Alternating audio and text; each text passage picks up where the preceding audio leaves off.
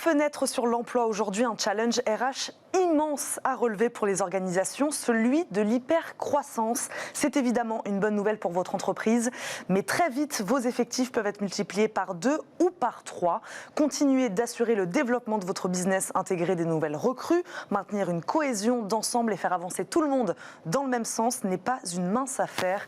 Quelques conseils s'imposent donc avec une spécialiste du recrutement et de l'accompagnement RH en start-up, Ignition Programme. On reçoit sa CEO et fondatrice, Caroline Pailloux. Bonjour. Bonjour. Merci d'être avec nous aujourd'hui dans Smart Job. Ma première question est assez simple, juste comment on reconnaît une entreprise en hypercroissance ?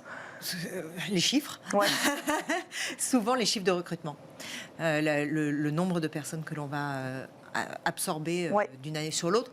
Je dirais qu'à partir de x2, on commence à être en forte croissance. Il y en a qui font beaucoup plus, il y en a qui font x5, voilà.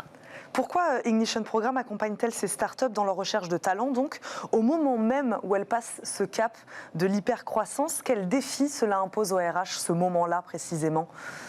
L'hypercroissance, elle se confronte encore plus que les autres, qui y sont confrontés aussi, à la pénurie de talent, qui est un problème structurel depuis plus de 10 ans, et qui va continuer. Alors, l'année dernière, c'était particulièrement difficile.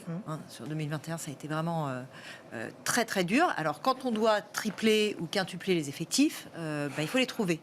Donc, c'est vrai que nous, on est bien positionnés pour trouver ces talents-là. D'autant qu'on les sélectionne pour qu'ils soient vraiment adaptés à ce type d'entreprise qui ont besoin de beaucoup d'agilité et qui ont besoin en plus de gens qui vont progresser à la vitesse de la boîte. Ce qui est un vrai challenge.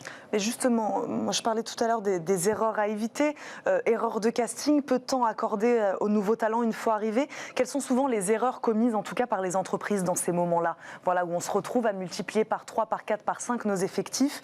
Les erreurs courantes, ce sont lesquelles? Alors, en fait, pour moi, il y a deux grands enjeux. Mais le premier, disons que c'est la formation. Il faut former les managers à recruter, à manager, à onboarder, et tout ça, c'est pas du vaudou. Il y a des techniques, il y a des méthodologies sur lesquelles nous on est particulièrement attentifs et on forme. On aura formé 400 personnes là sur sur 2022. C'est important d'équiper les managers à être capable d'onboarder, de faire des toolkits d'onboarding, d'avoir de la méthodo, d'accueillir les gens avec un programme. Et puis après, c'est important d'avoir un track carrière et un track de formation dans la durée qui permettent aux gens de progresser. Parce qu'en fait, ce que je vous disais, c'est que pour moi, il y a deux grands enjeux dans le recrutement. Si on veut arriver à sourcer plus de candidats que ses voisins, et pour les entreprises en hypercroissance, je pense que c'est important, c'est d'être capable de répondre à un souci de gain d'expertise. Parce que pourquoi est-ce qu'il y a pénurie? C'est démographique, mais c'est aussi parce que les métiers s'expertisent beaucoup. Les devs, ça se voit beaucoup, mais pas que. Sur tous les métiers, il y a besoin de beaucoup d'expertise. Et les candidats cherchent ça, à gagner en expertise pour pouvoir être le plus utile possible. Donc il faut être capable de construire des plans de carrière et des plans de formation qui soient attractifs pour les candidats et utiles.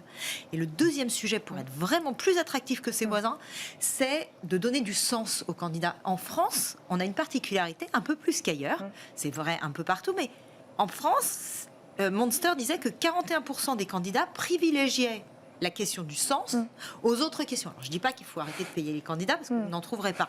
Mais le sens est important. Et le sens, c'est pareil. Il y a de la méthodo pour formaliser le sens que l'on donne à son travail collectif d'entreprise. Et là aussi, on aime bien accompagner les entreprises sur...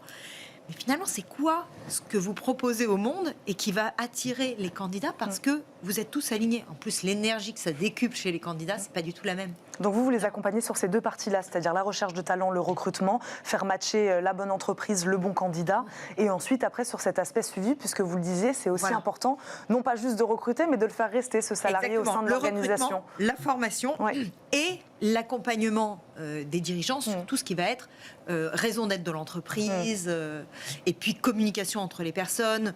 En fait, on a 3 piliers, c'est se connaître soi-même, connaître ses interlocuteurs pour bien travailler avec eux, et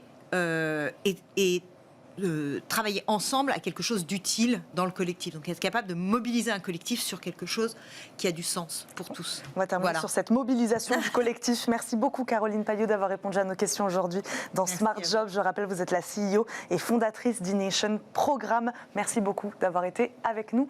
Merci à vous de nous avoir suivis. On se retrouve évidemment très vite sur Bismart, même très vite, même tout de suite dans Smart Éducation. Je voulais remercier Nicolas Juchat de m'avoir aidé à préparer cette émission. Très bonne journée à tous sur Bismart. À très vite.